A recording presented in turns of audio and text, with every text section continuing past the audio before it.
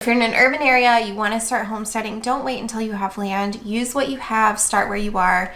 All of these things that I mentioned could be done with maybe on a smaller scale, but they could be done in a regular sized backyard.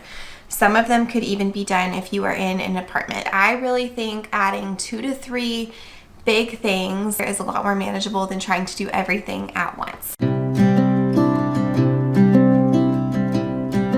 Hi friends, it's Lauren. Welcome back to my YouTube channel. Today I'm going to be taking you along as I prepare a crockpot dinner. We're having carnitas with cornbread tonight. I'm going to talk to you today about some things that I'm doing to prep for my homestead this year. I would say this is really our second year homesteading. We've been at this house for 2.5 years, but the first year and a half, maybe even 2 years, was spent renovating the home, clearing the land, and last year was the first time that we really started doing any sort of homesteading things. I learned to can, learned to garden, we got backyard chickens, we planted a mini orchard. This year I'm going to be adding to that and also learning some new things as well. My kitchen is kind of small, very small, and it's really hard to film in because there's not a good place to put the camera, so I'm going to do my best, but I need to get dinner started and thought this would be a good way to multitask.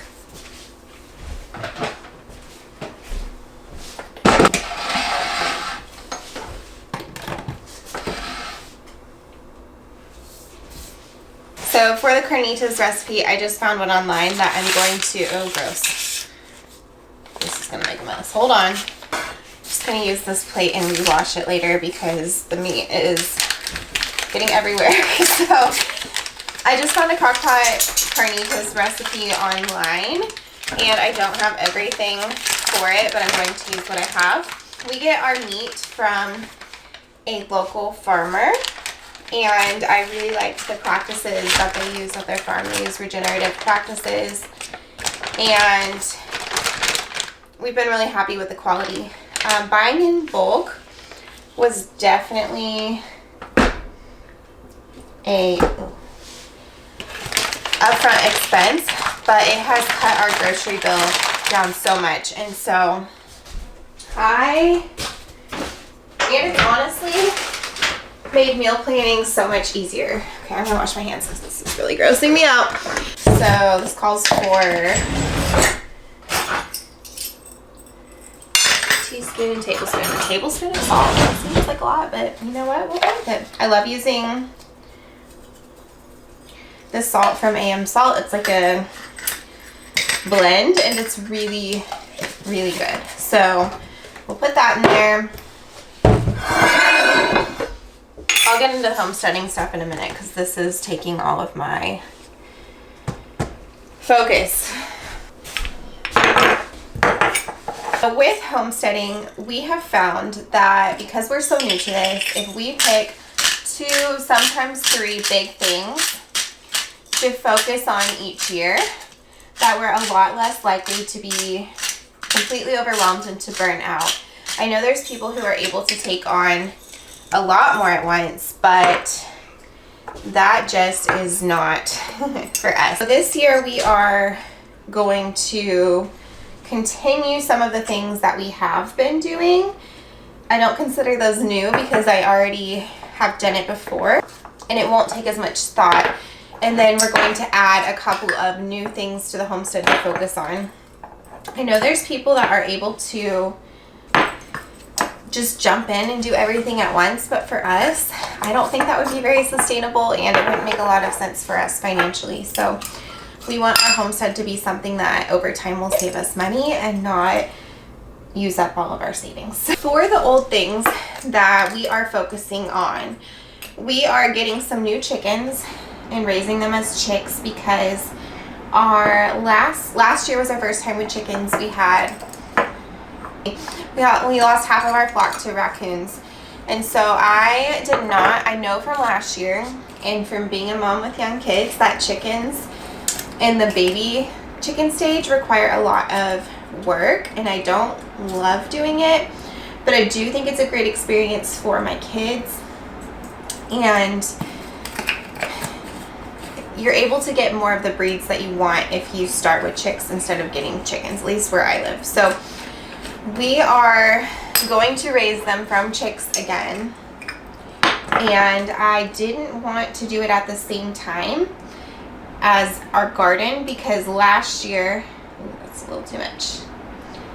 It was just kind of overwhelming trying to do all of that at once. So I want to get the baby stage of the chickens done over the winter so that when they're ready to go outside, I don't have to worry about them as much, because if I were to get chickens at the same time as I'm starting my garden, it would just be honestly kind of chaos. Okay, I need to get a knife just a second.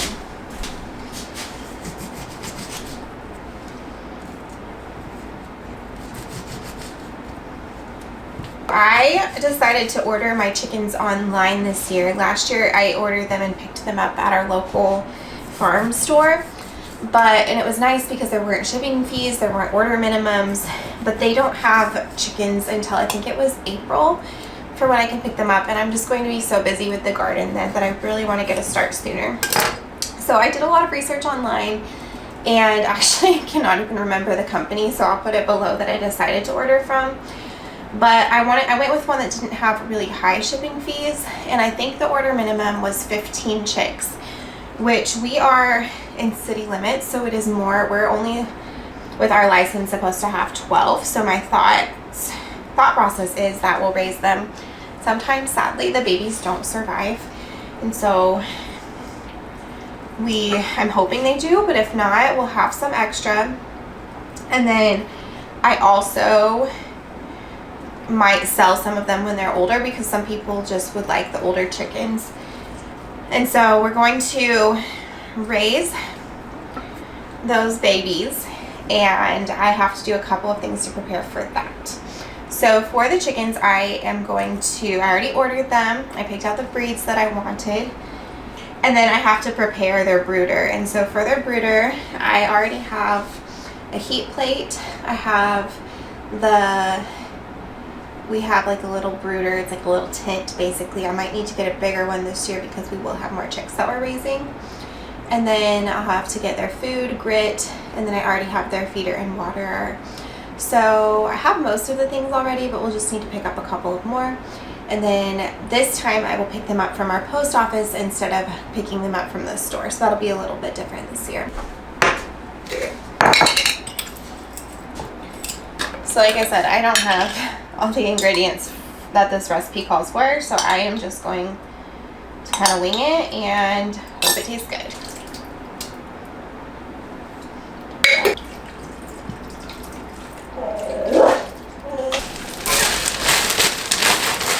These are onions from my garden, and I chopped and froze them earlier in the year, so I'm just going to add in a couple handfuls of those. Okay. We'll set a timer for 8 hours. Sure, 8 hours. And we're starting now. Alright, now that I got that in the crock pot, I am going to go to the other room, get it cozy, maybe get a cup of coffee, and we'll continue this conversation. So chickens, I've already talked about chickens. I realized I'm not very good at multitasking while trying to read a recipe. So chickens are something that we're continuing from last year, but just kind of restarting the process because of our unfortunate circumstances with the raccoon. As for another thing that is continuation from last year, we are going to do our no-till garden again with a couple of changes. So last year I ran out of cardboard and I ran out of compost, and I had a really big weed problem. The thing with no-till gardens is you lay cardboard followed by 6 inches of compost, and then for the pathways 6 inches of mulch directly on the cardboard. You don't have to get rid of the weeds first, which it's supposed to help the soil, and it can take a couple of years from what I've read where it won't be causing major issues with weeds. But I struggled this year, and we didn't want to spend any more money on compost last year. I didn't get a chip drop until later, and then I also ran out of cardboard. So this year I have stocked up on cardboard. I have an insane amount of cardboard, and I have people that have saved it from their moves or from home renovations, and so I have cardboard galore, probably more cardboard than I'll ever need. Now, as for the compost, we ordered 12 tons of compost last year because we were starting our garden, and it was pretty expensive. I don't think we'll order that much this year because we already have the garden started, but I do want to have enough on hand and also be making my own and keep up with my compost bin a little bit more so that we don't have to, or so that we don't run out of that good quality soil. So a couple of things that I need to do for my garden before I actually start planting. I need to go out and make sure that I've laid cardboard and compost and mulch. I have a big pile of mulch. I might make a second order now so that I have it when I need it in the spring. And I will do that to prepare the beds and make sure they're ready for planting. I'm gonna let my dog in, hold on. I have already ordered my seeds, and I might do another video when they arrive to show what I ordered, where I got it, and how I'm going to organize it. But I already did the research for that, and then I have a garden planner that I created that I record the planting dates and harvest dates, and I will go through and organize all of that. Like I said, this is pretty in-depth, so I'll make another video to show you how I do that. And let's see. Oh, I need to prepare my seed starting supplies. So last year I had a really hard time starting seeds. They all came up, but then after a couple of weeks they died off. And I've talked to a lot of people since then, and I think the main thing was inconsistent temperatures and then not repotting them soon enough. So I had them in our sunroom, which is in the front room, and it's not heat controlled, but it is very cold. And if we have a cold day, it turns ice cold in there. And then I moved it by our sliding door because I wanted it to get enough light, because I was just using cheap shop lights. I didn't want to invest in expensive grow lights. And that door opens and closes, and it was really drafty. So I might actually try them this year in our laundry room or our root cellar, which are both unheated, but I've been keeping track of the temperatures in there, and it's staying between 50 to 60 degrees. And that was when we were in the negative temperatures this past week, so I think it will be okay. I might try it a little early, and if it's not working, put it somewhere else in my house that just is out of the way. And my daughter, who is 1, will probably not be getting into it as much there. So I need to prep all of that. And I will have to sanitize the seed starting trays, all of the things that come with that, get some soil. If you have started seeds successfully indoors, I would love to hear if you have any tips for me, because last year I tried and had a little bit of success and then they died off, so I ended up buying starts for the things that could not be directly sown outside. I wanted to pause for a minute and tell you about an incredible opportunity that I have for people who are interested in homesteading. The Ultimate Homesteading Package is a collection of resources put together by the Hillsider Market and the New Homesteader's Handbook that I co-wrote with my friend Jessica of Prairie Creek Homestead is actually a part of this. So you are able for a very limited time to get 40 homesteading resources for about the price of one. There's $1,400 worth of savings and an incredible collection of homesteading resources on topics about harvesting, sourdough, urban homesteading, raising chickens, and so much more. As you can see, there's so many different budgeting guides, getting started with sourdough, raising pigs.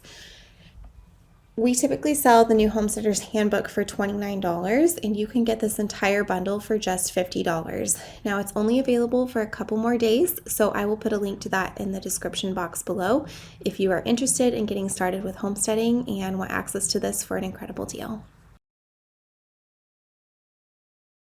The other thing that we're continuing from last year is our food forest. So I mentioned earlier that we started a mini orchard. We're on 2.5 acres. We can't have an extensive orchard, but we planted, I think it was 8 or 9 of our favorite fruit trees.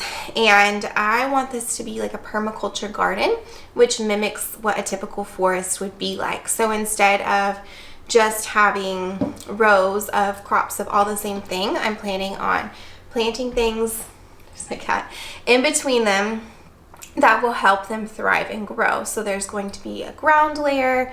I've ordered some strawberries for that, and then some bushes and shrubs. Right now I have elderberries, but I have also ordered some different types of berry plants, and then the trees, and then some people will add vines that wrap up the trees. I don't think my trees are strong enough to support that yet, so I will probably add in some arches of some kind. So like I said, this is a project that we started last year, but we're going to continue to add to it. I ordered my berry plants and my trees mostly from Starks Bros. I have friends and family who have ordered from them and have had great luck with it. And the best part is if they don't survive within the first year, they will send you a replacement for free. And we had a really hard time with some of our fruit trees last year due to crazy temperatures, some flooding, and they replaced the ones that didn't make it. Okay, so chickens, garden, and food forest are all things that we started last year but are going to continue. The new things that my family has decided to add this year are bees, pressure canning, and making a lot of our bread products from scratch. We'll start with canning. So I learned to water bath can this year, but I also want to learn how to pressure can. So I saved up and I bought a pressure canner. I went with the Presto pressure canner that I think it's like 21 quarts. I don't know if that's right. I'll have to double check, but it's like the medium size. It's actually pretty big, but it was, I think, $130, $150. I have heard great things about All American, but it was more than we could spend. So I mostly want to be able to pressure can beans, soup, and bone broth. And so I used to make a lot of bone broth and I was freezing it if I wouldn't use it right away, and it's just a mess to defrost bags of bone broth. And so I think this will be a lot more effective. And so I am planning on learning how to use my pressure canner hopefully soon. I'm honestly really intimidated by it, but lots of people have said it's not that bad. I just need to read about it and get started with it. And I'm going to show you one thing. Hold on. All right. I need bigger hands or more arms. There we go. So 4 Jars is a company that a lot of my friends or people in the homesteading world have been sharing about. I have heard that they have a really high seal rate, and they also have some other amazing products. I was going to order my pressure canner from them, but they were sold out at the time that I placed my order. So they sent me some different canning supplies to try, and I wanted to show you what they sent. And I'm planning on using these and testing them out when I get started with pressure canning. So they sent me a couple of boxes of bands and lids. So this is regular mouth, 12 lids and bands. Wide mouth, lids and bands. A lot of lids. There's 100 lids in here, and I already have quite a few bands, so I think this will last me a while. And then 100 regular mouth lids, which is incredible. They also sent this, it's a regular and wide mouth jar vacuum sealer kit. So last year I ended up drying, I have a dehydrator, so I dehydrated some onions from my garden and green onions and some different tea leaves like from herbs. And I put them in jars, but I didn't seal them. And I think that the green onions ended up going bad because they didn't have a good seal on them. And so I'm planning on using it for things like that later in the year that I have to dry. I might also use it for like snacks for my kids. I'm going to do some research on it, but I'm really excited to try that. And then they sent me some like canning towels. They're really cute. There are a couple different ones, but I've already opened some of the others. And it's a Christmas one. But this is to wipe the rims of the jars. It has a nice little hook, and I am excited about that because my kitchen towels are old, and it'll be just nice to have one specific for canning. That is a perfect, it's kind of an interesting, I don't know what material it is, but it seems like it would be perfect for wiping jars. Okay, let's get those out. So learning to pressure can is on my list of things that I want to learn this year because I'm hoping to be able to pressure can some things for my garden in addition to bone and vegetable broths and things like that. Another new thing that I have somewhat started on is learning to make as many of my bread products as I can. So this isn't just bread, it is tortillas, pasta, buns, and then also with snacks and different things. So I started on this in the last few weeks. I've learned to make homemade tortillas. I learned to make hamburger buns. That took me a long time. So I might try to find a quicker recipe for that. My mom actually sent me one that doesn't have as much of a rise time. And let's see what else I have done.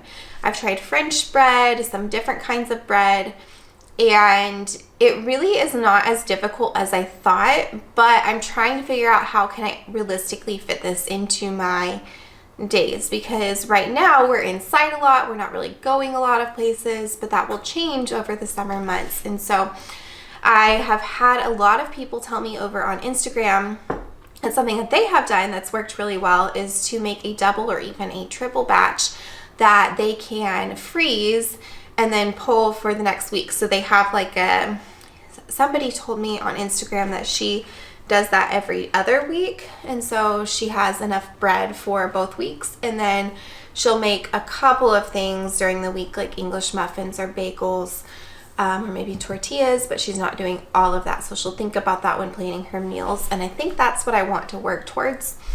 I started sourdough last year. I had some good loaves and good success, but then I got really busy with creating the Homesteader's Handbook and put my starter in the fridge, and I've had a hard time trying to get it back to where it's usable, and so I might just start from scratch and start a new one, or even purchase a starter.